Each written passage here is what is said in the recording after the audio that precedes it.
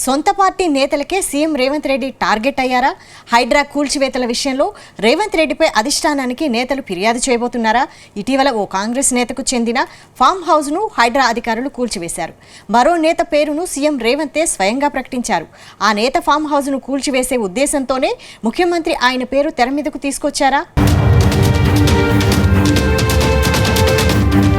తెలంగాణలో హైడ్రా కూల్చివేతలు రాజకీయ దుమారు రేపుతున్నాయి. ఎఫ్టీఎల్ బఫర్ జోన్లో నిర్మించిన వారిలో కాంగ్రెస్ నేతలు సైతం ఉన్నట్లు సీఎం రేవంత్ సంచలన కామెంట్స్ చేశారు. గతంలో నిబంధనలకు విరుద్ధంగా బీఆర్ఎస్ నేతలు ఫామ్ హౌస్లను నిర్మించుకొని జల్సాలు చేశారని ఆరోపించారు.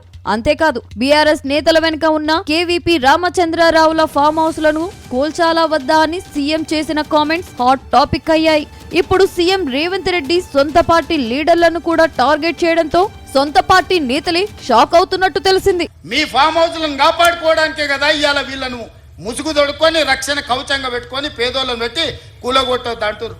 ఇవాళ ఇన్ని మాట్లాడుతున్న కేటీఆర్ జన్వాడలో నీకున్న ఫామ్ హౌస్ అక్రమ నిర్మాణం కాదా, అది కూలగొట్టాలనా వద్దా నువ్వు చెప్పు. హరీష్ రావు అజీజ్ నగర్లో నీకున్న ఫామ్ హౌస్ అక్రమమా కాదా, దాన్ని కూలగొట్టాలనా వద్దా చెప్పు.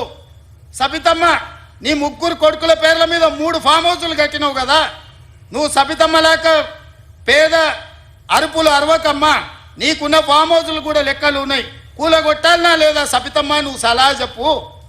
మీకు వెనకంగా ఉన్న కేవీపీ రామచంద్రరావులై కూలగొట్టాలనా వద్దా చెప్పు. తాజాగా మాజీ MP KVP Ramachandra Rao Telangana CM Revanth రెడ్డికి లేఖ రాశారు. కూల్చివేతల విషయంలో కాంగ్రెస్ పార్టీ నేతగా తనకు ఎలాంటి మినహాయింపులు వద్దని లేఖలో స్పష్టం చేశారు.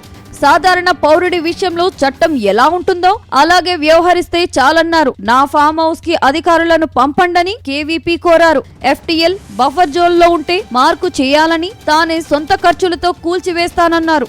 పార్టీకి చెడ్డ పేరు వస్తే సహించలేనని కేవీపీ వ్యాఖ్యానించారు. కాంగ్రెస్ పార్టీ కోసం దశాబ్దాల పాటు చిత్తశుద్ధితో పనిచేశానని, ఈ విషయాన్ని ఇవాళ సొంత పార్టీకి చెందిన ముఖ్యమంత్రికి చెప్పవలసి రావడం బాధాకరమని చెప్పుకొచ్చారు.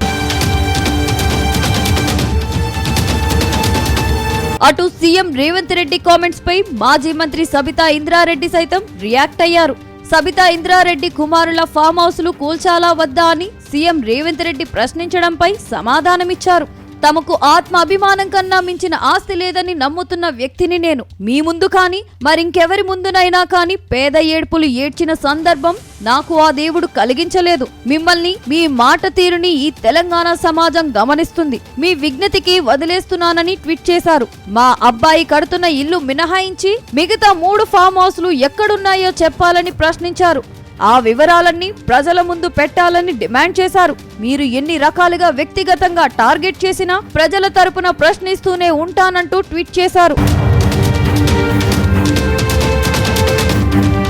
మొత్తంగా హైదరాబాద్ లో కాంగ్రెస్ నేతలు కూడా బాధితులుగా మారుతుండడం ఇప్పుడు చర్చనీయాంశంగా మారింది.